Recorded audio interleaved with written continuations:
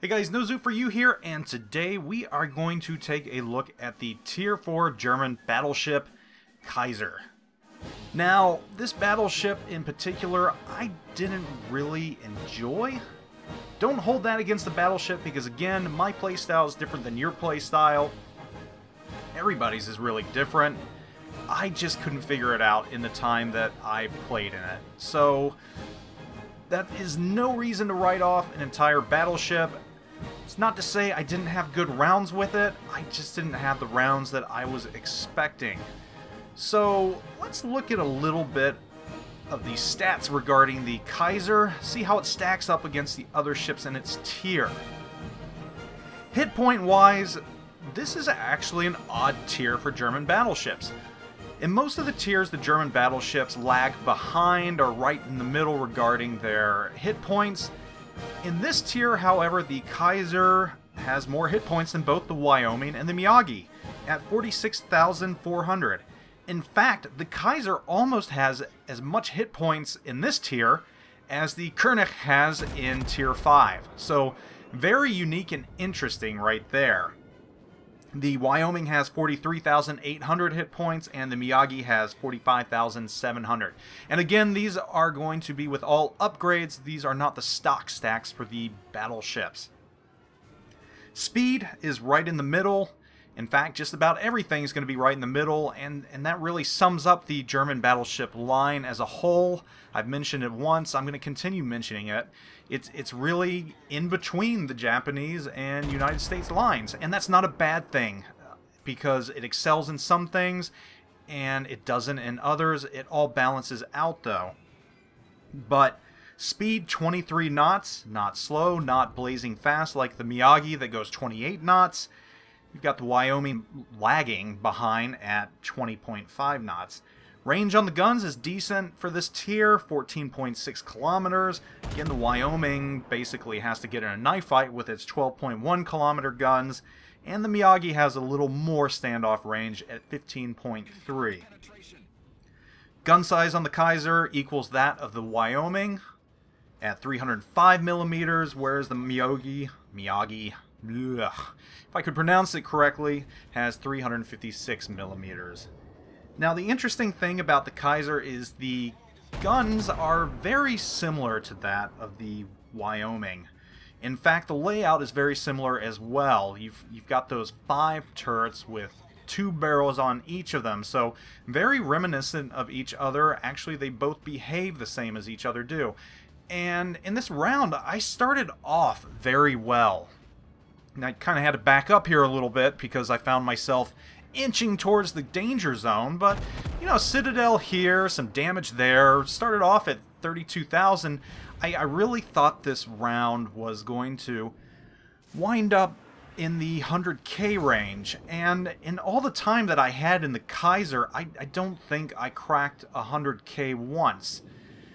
And that's really the only tier I wasn't able to do that in, aside from Tier 3, which I came close, and pulling 100k in Tier 3 is a task in its own, regardless of the ship you're in, so you really can't hold that against the Nassau. But here I really thought I was going to have a stellar round, and I don't know what it is with the Kaiser.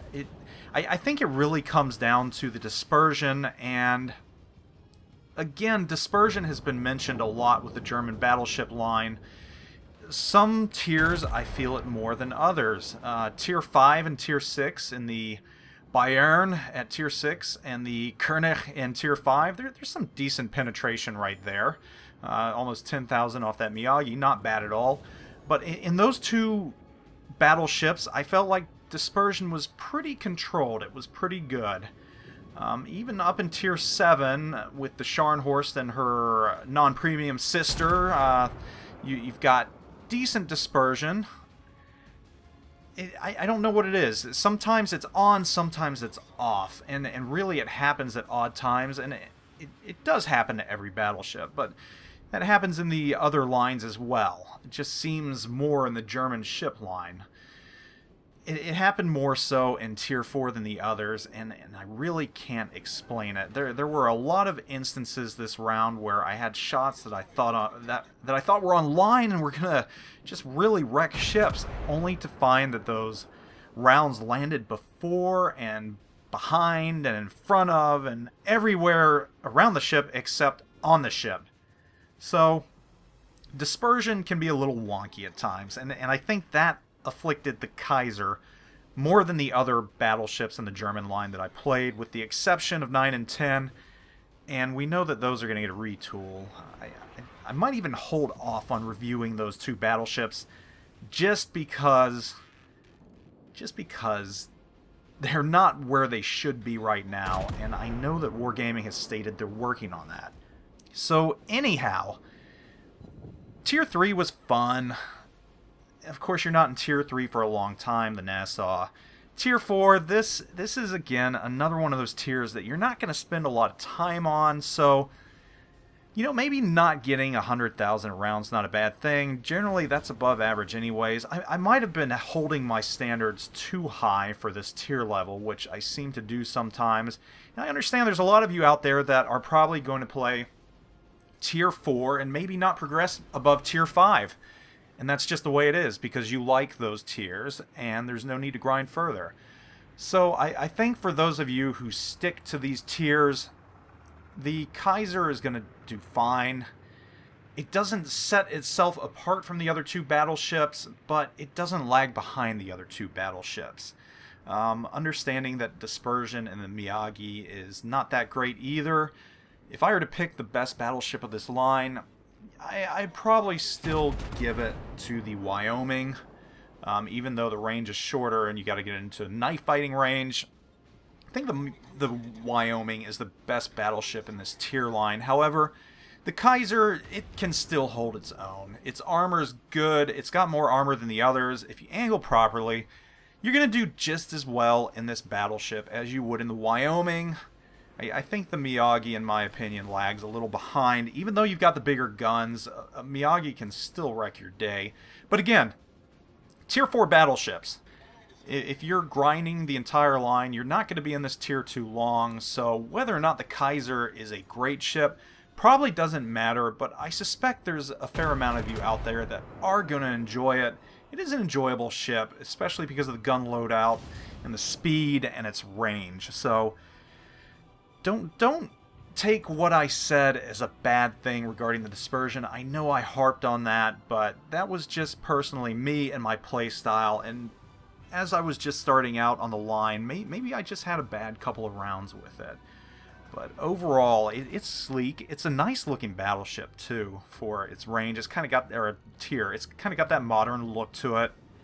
Again, the guns are very cool on the way they're kind of offset throughout the deck of the ship, even though they're similar to Wyoming. You can see right there, bristling with guns, so that's kind of cool too.